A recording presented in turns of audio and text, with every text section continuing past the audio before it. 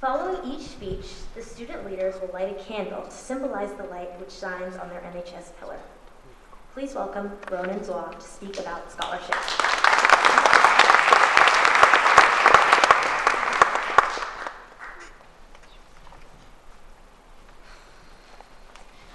All right.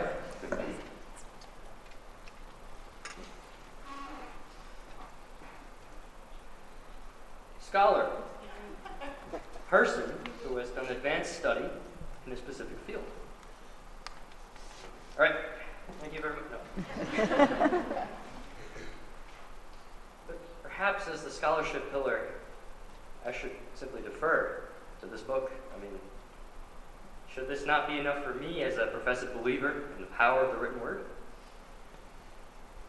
Well, for a student, this would be enough. But for a scholar, it falls short. Sorry.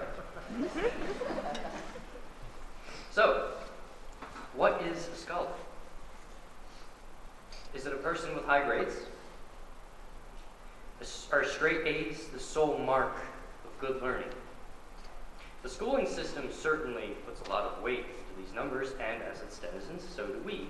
However, I would argue that this framework that holds us is not but a set of training wheels. True scholarly excellence can only be achieved when the training wheels come off. When success is not measured by grades, but by the difference you make in the world. I distinctly remember the first time I caught a glimpse of real scholarship. I was doing an internship at Georgetown, and to give you a little context, it was a really hot day. It must have been like 80, 90 degrees, and I was in a full suit and tie, so you can imagine it was not very pleasant.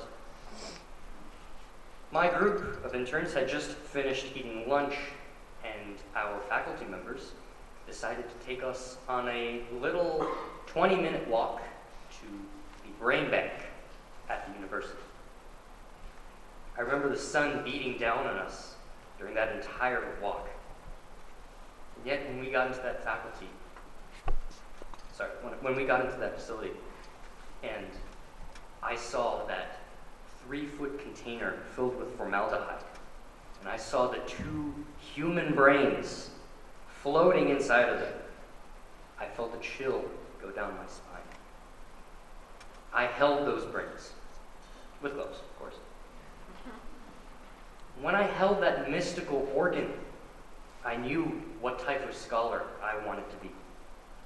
And I also knew that I was light years away from that destination. But that does not mean that we should wait until adulthood to be scholarly. On the contrary, the journey begins from the first breath of air you draw in this world. For a scholar, knowledge is not simply the goal, it is the journey. It is the essence of their very being, as integral to their survival as any tangible form of sustenance. Every waking moment becomes driven by the need to improve both himself and the world. So, when you are sworn into the National Honor Society, remember that your presence here means more than just a check mark on some admissions officer's clipboard. By being here tonight, every one of us is declaring our lifelong commitment to learning. We are the thinkers that will inherit this fractious world. We are the generation that will usher humanity into whatever age lies beyond. Now is the time to prepare. Now is the time to learn, to stretch our limits until they break, because someday we will be scholars. Thank you.